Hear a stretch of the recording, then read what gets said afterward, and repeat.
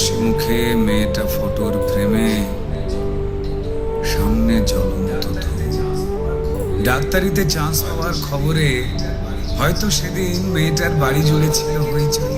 রান্নাঘর থেকে খুন্তি হাতে দৌড়ে বেরিয়েছিল মা, চিৎকার করে বলেছিল, ওগো সুখবর আছে, পাড়া প্রতিবেশী সব গেলে কই? ওগো মেজো বৌদি শুনছো, মেয়ে তো ডাক্তারিতে চান্স পেল। এই রুনুর মা, আরে বাবা আমার মেয়ের খবর তোমাদের কি কানে গেল? মেয়ে আমার আরজি করে ডাক্তার হতে চললো। জানো বৌদি, মনে হয় গত জন্মের পুণ্য হয়তো এবার সত্যি হয়ে পড়লো। আত্মীয় স্বজন এসে উত্তর দিয়েছিল। ব্যাস, আর চিন্তা কি বৌদি, তোমার মেয়ে তো আমাদেরও মেয়ে। অসুখ বিসুখ মানে এবার এ বাড়িতেই ডাক্তার।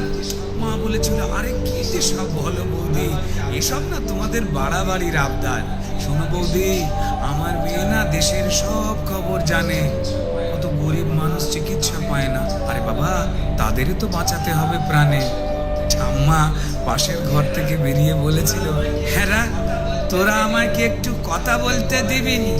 তা বলে গলায় টেটোস্কোপ ঝোলার পর আমাদের চিনতে পারবে তো আমাদের এই ছোট্ট ডাক্তার নেই? সেই স্টেথোস্কোপের গাটা ঠান্ডা, ভাঙা চশমাটা চোখ, হাসি মুখে মেয়েটা আজ ফটোর ফ্রেমে, সামনে জ্বলন্ত ধূপ। টানা 36 ঘন্টার ডিউটি দিয়ে মুমূর্ষু রোগীর সেবা করে বন্ধুদের সাথে খাবার খেয়ে গলার স্টেথোস্কোপটা খুলে মেয়েটা ঢুকেছিল সেমিনার ঘরে। ভেবেছিল দু চোখ বুঝে একটু জিরিয়ে নি। সেই যে দু চোখ বন্ধ হয়েছিল, সে দু চোখ আর খোলেনি।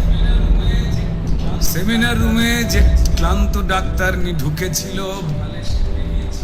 সকালে সে বেরিয়েছিল ক্ষত বিক্ষত বডি হাতে। আর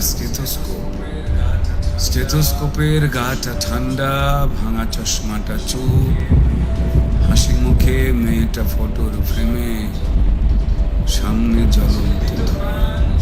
যে দিত প্রাণ সেই দিল প্রাণ। হাসপাতালের ঘরে শরীর জুড়ে হাজার ক্ষত, মেয়েটা গেলই মরে। খুবলে খেলো শরীরটাকে, ভাঙলো গলার হাড়। খুবলে খেলো শরীরটাকে, ভাঙলো গলার হাড়। অসুর দলে কে কে ছিল জমাট